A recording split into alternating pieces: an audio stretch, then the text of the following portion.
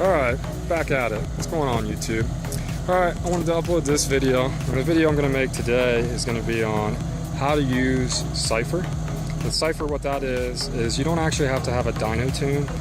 You're able to do data logs on the motor. And why Cypher is actually better than buying, I guess you would say, a scanner, is it's actually tailored towards the software that is run on Nissan. So I'll have to show you the UPREV cord here in a second. What I wanted to do is go ahead and show you some of the scanning features that you can use with UPREV and Cypher. We're able to look at air to fuel ratios, we can look at the oil temp, we can look at coolant, its actual temperature. Okay, now to go ahead and do the Cypher log, as I was saying, you're able to measure a bunch of different parameters, but the first thing you're going to need is actually the cord. Looks like this. It's UPREV, you can get it for about 200 bucks.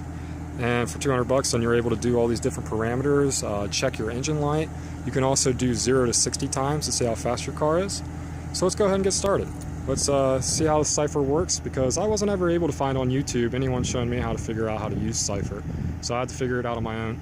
And there's a couple different tricks, and I wanted to show you guys how to do it. So let's get started. You don't think so?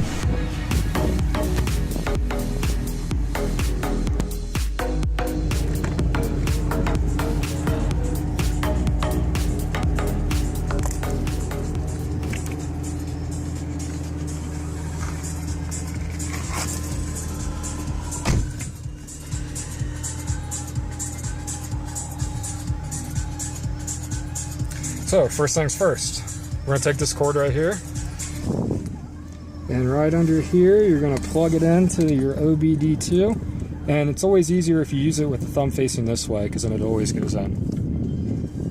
So once we plug it in just like that, then we're going to take this cord. The cord plugged in. A little trick I learned from my actual tuner is you always stuck the cord wire up here, and then you can just put it across right here, so it's not touching your legs when you get in and out of the car. And then all you do is you plug it into here, which we already have plugged in. And then you're going to boot on the computer.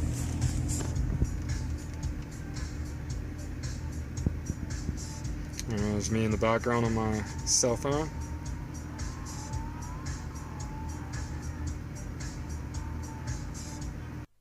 Alright, let's go ahead and get started. To get started with Cypher, you're going to want to go ahead and download the program, which is this right here. How you would get to it is you just go out to Google, and you could type in Cypher, and then it'll be able to pull it up under the UPREV suite. It's part of their programs. So let's go ahead and open this up. As you can see, it'll say connect to the vehicle. So when it says connect to the vehicle, you're going to want to turn the key all the way to the on position.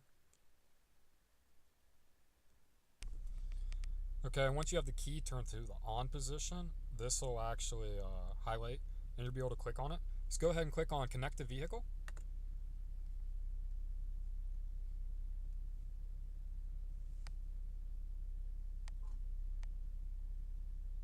Okay, connection is done. So now here's the different options that you would have in Cypher. So the one that I never knew how to do in the very beginning that I always wanted to know was how to do your 0 to 60 times. So if you wanted to do a 0 to 60 time, all you do is you go down here to monitor and record ECU parameters. And instead of selecting and checking which parameters you want to check, all you would click is performance logging. So as soon as you click performance logging, the car will start recording a 0 to 60 time as soon as the car starts moving. So what you would do is you come to a full stop, you're going to go ahead and click performance log, and then as soon as the car starts moving, it'll record your time as soon as you get to 60, and then it'll automatically stop. So that's just how you do your 0 to 60 times. Now I'm kind of going to go over some of the advantages of the UPREV cable. My car has actually been dyno tuned. Your car, again, doesn't have to be dyno tuned to use this. You would just buy the UPREV cord, and you're able to do data logs on your motor. So now here's some of the parameters you want to look at. You can look at everything. You can see your coolant temperature, you can see air intake temperature, how hot it's getting. you can see your air to fuel correction, and all your air to fuel is 14.7 is where the car will want to be at. That's 14 parts air to 1 part fuel. So that's the magical equation. Once you start messing with that, you can go down to 11 parts air to 1 part fuel, and that means you're going a lot richer.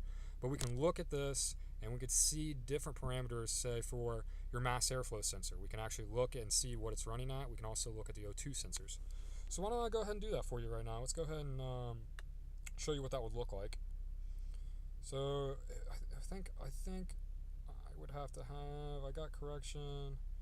I think I have to select these two. So I'm going to take off calculated load. It's this one, and then this one. That's too many parameters, so I got to take one off, which should be my battery voltage. Okay, so then you click next. So as you can see, all these are in real time. So your mass airflow sensor. So say, let's take a look at your mass airflow sensor. See, it's at 3.2 grams per second. If you look down here, according to the service manual,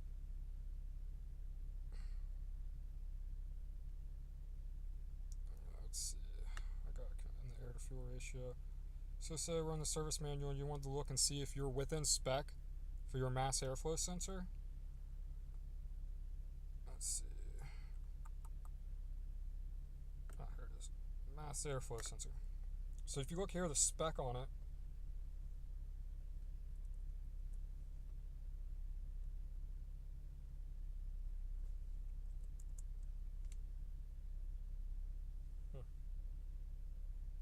bear with me.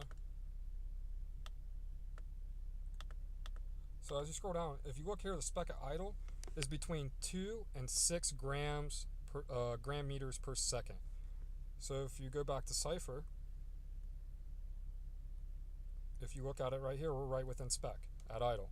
And when you give it gas, see, it automatically goes up. So that's a way you can diagnose to see, hey, my mass airflow sensor is working properly. If it's not within the spec, we'll get back. So if it's not within spec, see, if it's not within 2 to 6, you know that you have a bad mass airflow sensor. So instead of guessing around at what parts need replaced, you can look here. So another one that I actually had a difficult time with is I got a lean code from nowhere, and it's the O2 sensors will go out, and you know, you don't want to replace an O2 sensor unless you're validating that's really what it is.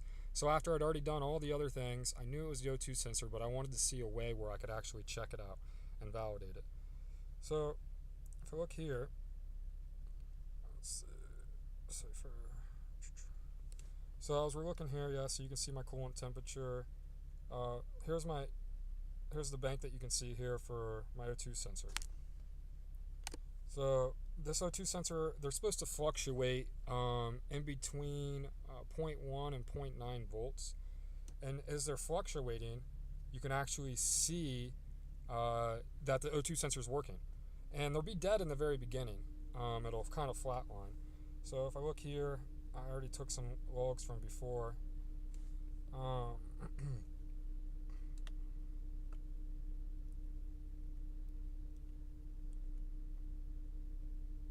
So if you look here, your O2 sensor, see how it kind of flatlines here in the beginning, and then it flip-flops the entire time between lean and rich, and that's what it's supposed to do. What happens is it'll start not flip-flopping very fast, and you can actually see this in real time as you go back and look at your logs. And when you see it's not flip-flopping back and forth, you know your O2 sensor has gone bad. So I was getting a random lean code. I'd get it like once a month, and I was like, well, my car's not lean. I don't have any vacuum leaks anywhere. And then all of a sudden, it started happening once every 2 weeks, and then it happened once a week. So I was able to go into my data log. I was able to look at the actual O2 sensor and see that it wasn't flip-flopping like it was supposed to between 0.9 volts and 0.1. It was actually staying, I think I had it, was it staying stuck at 0.208, 0.28. So since it wasn't flip-flopping, then I knew it was a bad O2 sensor. And as soon as I changed it, it went away. So here's another thing.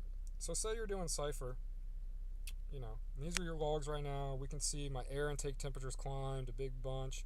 My idle's right here at 650 like it should be, pretty close.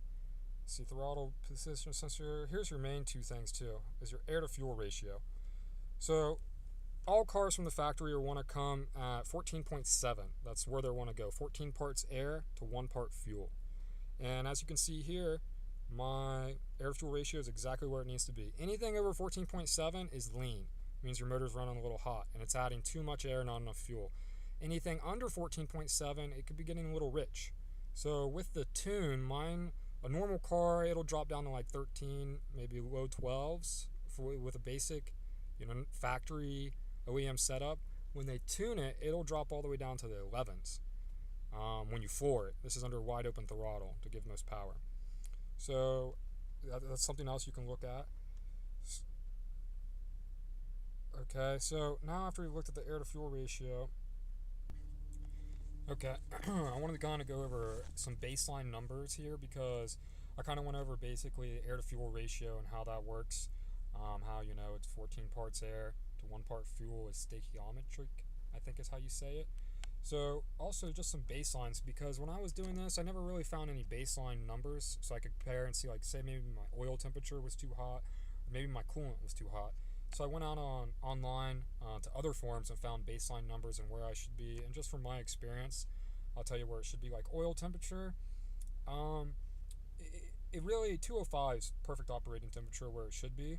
When I'm really on it, it's a hot day. It can jump all the way up to 230, 235. But then it'll drop right back down immediately to 210, 215 when I'm off of it. And that's exactly normal. That's where it should be. Anything above 270 in oil is too hot. So I think if it goes above 270, the ECU will actually put the car in limp mode. And I've never had that happen. I've had the car 12 years, and I floor it everywhere I go. So coolant temperature. I'm pretty sure I think the thermostat actually opens at 170. So by opens, that means it starts running water through the actual motor. So right here you can see I'm at 185. When it's on a hot day, I think the fans actually kick on at 195 to bring it back down to 185. 185 is exactly where it's supposed to be. But out here in Arizona, it'll get up to, 100 degrees out, 100 degree days, 115 degree days. I really never get above 205. 205, 210, that's like max where it'll go, 205. So that just gives you kind of a baseline there. We went over air to fuel ratio with the mass airflow sensor where that should be. Let's go over to, I don't really know much about the injector pulse width, but this is, you can look at your injectors and actually start looking at how much it's injecting fuel at certain RPMs. So see if I give this a little gas, see, it'll start to go up. Actually it went down. Interesting. Maybe I don't know about that. Another one's air intake temperature. See where it says 129? That's because I've been sitting here idling in the garage for a long while. With my actual cold air intake, what I was able to see is my air intake temperature when you mash it will be 3 degrees from outside temperature. So say it's 70 degrees outside, my air intake temperature will say 73. So say I had the OEM box, which I had before. If you go ahead and you look at the air intake temperature, say it's 70 degrees outside, it would say 15 to 20 degrees above outside temperature. So if it's 70 out, my air box temperature would say 85 degrees on it. So cold air intake does as advertised, and I have proof here with my data logging that it's showing that it goes way down below. Yeah, right now it's at 129 because we've been sitting here idling for 5 minutes. So, and it's 90 degrees out here. So, see if I give it gas. Just made it didn't go down at all because I'm in this hot garage. But once you start moving outside, it'll drop right down to 3 degrees from outside temperature, and today it's 90 out. So if it's 90, it's running at 40 degrees above at a long idle. So I showed you air to fuel ratio, injector pulse. Here's your ignition timing. So I'm not sure what the baselines are on this because my car is tuned, so I know my timing's been messed with. Also, another one that's good is being able to do long-term fuel trims, which you're not able to do with this. It would just show long-term fuel trims are a good way to figure out if there's issues that aren't coming up. Always looking at the long-term fuel trim would help. So let's go back to I think after I've shown you, let's see, air to fuel correction. I've shown you the O2 sensors. See, it's right there, 0.28. Just where it's supposed to be.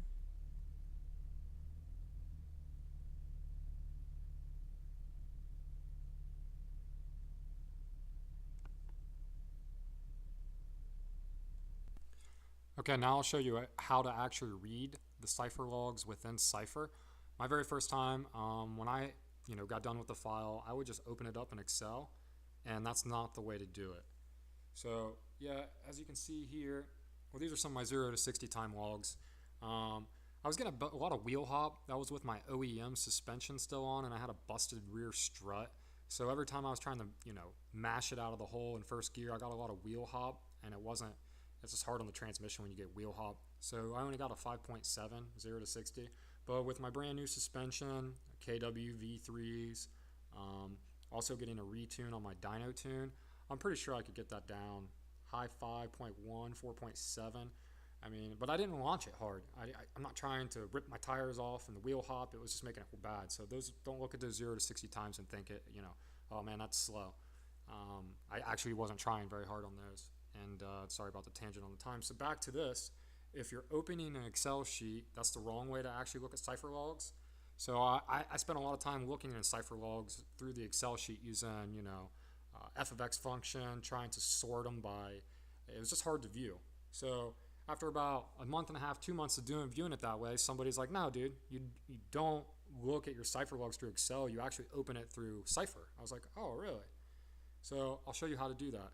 So to properly view a Cypher log, you're going to hit load, and it pulls up this. So then all you go down here, here's a 77-minute log that I did. So you click on it.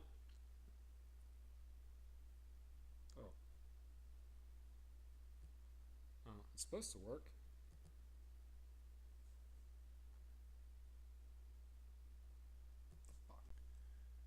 Okay, so here's the proper way to do it when using Cypher. So we click on load, and then we're going to go down here. Here's some of the logs I have. Let's do this one for it's a 77-minute log. It's 102 degrees out. A little shakedown I had. So here it is right up here. Once you see it up here, you just double click on it. Oh, excuse me, you don't double click on it, you hit click view. I thought you could double click. So then this is the proper way to actually view a Cypher log. So as you can see here, you're going to look at the graph. It actually graphs it all out, and if you click on this graph, it'll put you in certain phases in the future. So right here, coolant temperature is 185. You can go across this entire log. It'll show, see, temperature is about 195 on the coolant, and right there it shows that's 36 minutes of driving, 48 seconds. So it just shows you how long, see, it got up to 199. There's my coolant. So it never really got above 199. And I even named this log, it was 102 degree day out. So after an hour of driving, my coolant never got above 199. So as we scroll down over here,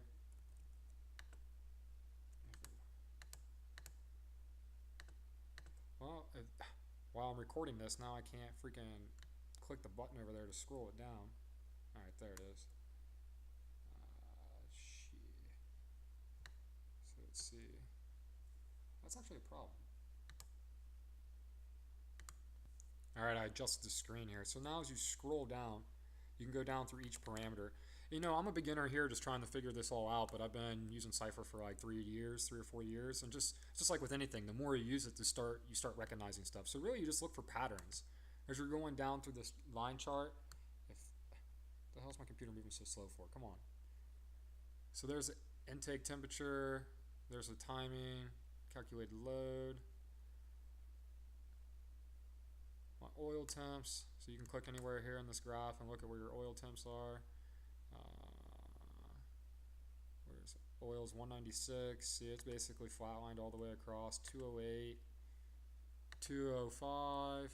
It looks like it might spike up here to 226. Must have been, if it was at 226, let's see where my RPM range was to see if that's why it shot up. RPM, no, it's only at 270, 2700. So I must have just got done going up real fast. So as we keep scrolling down here,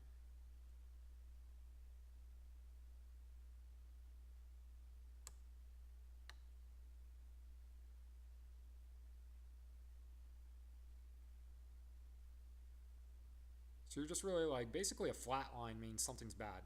It'll just flatline straight across. And whenever what's flatline, you'll be able to figure out that's where your area of problems are.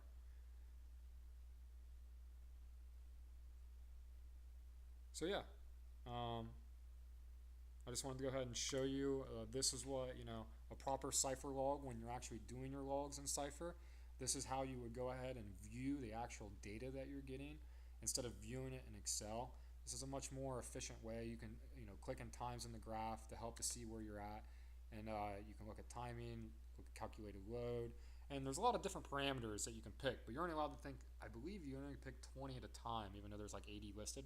So you just start tinkering around with different parameters, and you get more familiar with your motor. See right here is my AC compressor. I can't remember what the stat was on it, but I was able to actually take a look to make sure the compressor is doing well. You could probably just Google it. I don't know it off the top of my head. So I knew my AC was just where it needs to be. In other words, you can see how pressurized the system is. There's my widebands. And that's another thing. A wideband, let's kind of go over the wideband sensors.